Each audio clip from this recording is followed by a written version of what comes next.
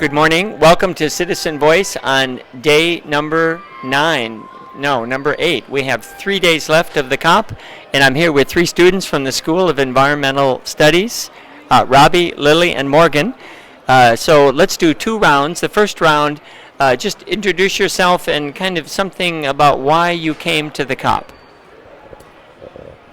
Hi, I'm Robbie, and I came to get more educated about the foreign policy surrounding climate change and how that really works. And yeah. I'm Lily Boland, and I was particularly interested in the way that policymakers interact with researchers and how the information exchange works.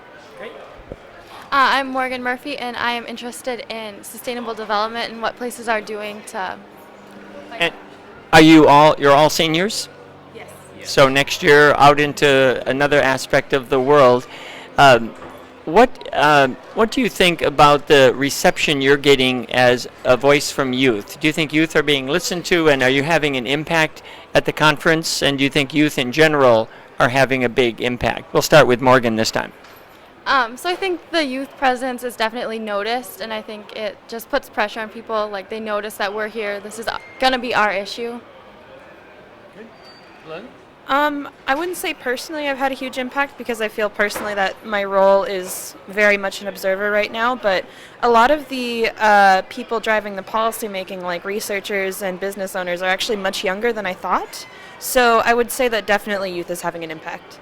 And along with that, can you see yourself doing policy work as you go through college and post-college and getting engaged in this kind of work at a higher level? Oh, definitely. And I had always planned to do that, but this definitely gives me a better background to be able to sort of influence decisions better in the future.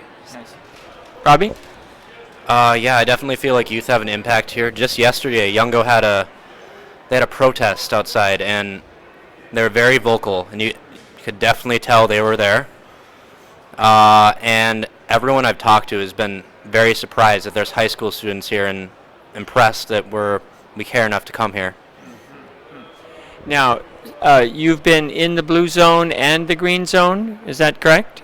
So I'd like to know the difference between the green zone and the blue zone, and what you hope is going to come out of the agreement. We'll start with you, Lily.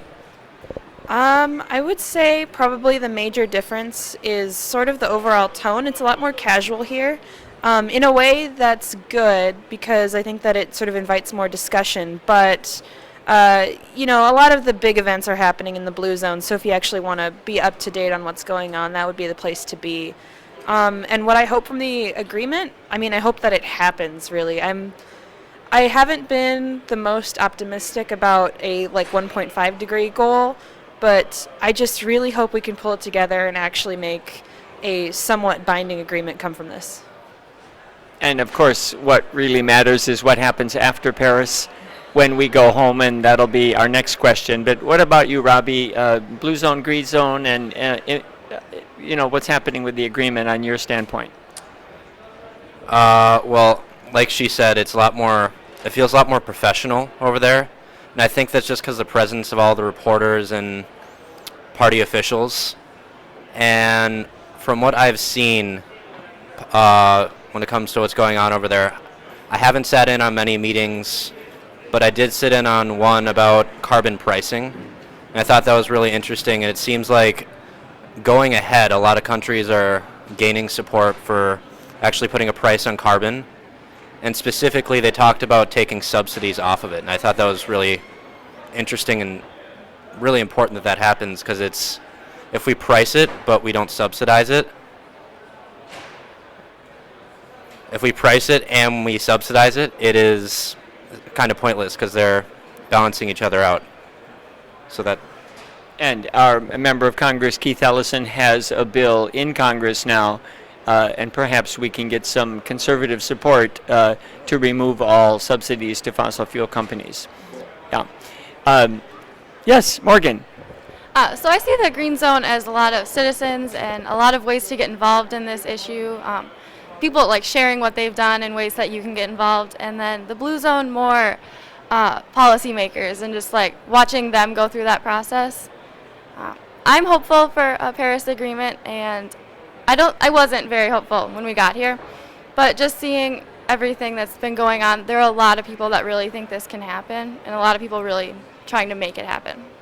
So, kind of overall, does it make a difference when citizens get involved, like your involvement in what you're seeing in the green zone, and then what will you take home to help spread the word and engage your friends and family and people in Minnesota? We'll go back to you. I think it's definitely important that citizens are involved. A lot of it starts with citizens. What was the other part of the question? What you'll do when you get home.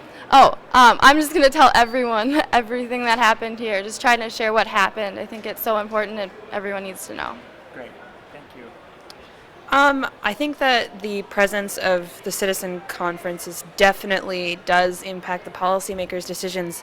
I've noticed they feel a lot of pressure, and there's actually been a little bit of pushback on having observers in some of the actual plenary meetings because the countries don't want to get backlash. So that shows to me that they do actually listen to what we're saying.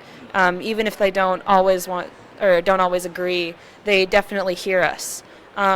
And I think I'm going to take home sort of more of a drive to try and start my own, I suppose, I wouldn't say movement. I'm trying to think of a word. Project. Project is a better word.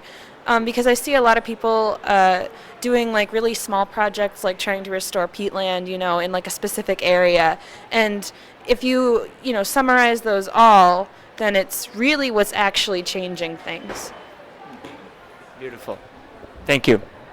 All right, well, considering most of the countries I've observed here have been democracies, I think it's very important that citizens get involved because those officials want to be elected again.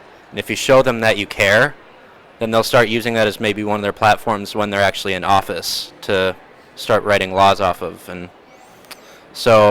when I get home, I'm thinking of right now going into the health industry as a nurse.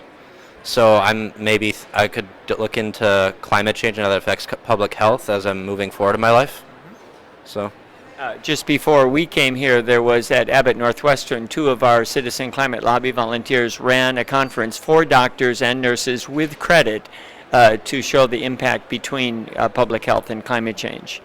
So we invite all of you to come to our January 8th report back to the community in Linden Hills. We'll send you an invitation, and we'd like to have a panel of seniors, youth, and people in between talking about how do we translate what goes on here at COP into action at home, because Minnesota needs to be a driver for our country. So thank you so much. Let's give a little wave and see you back in Minnesota soon.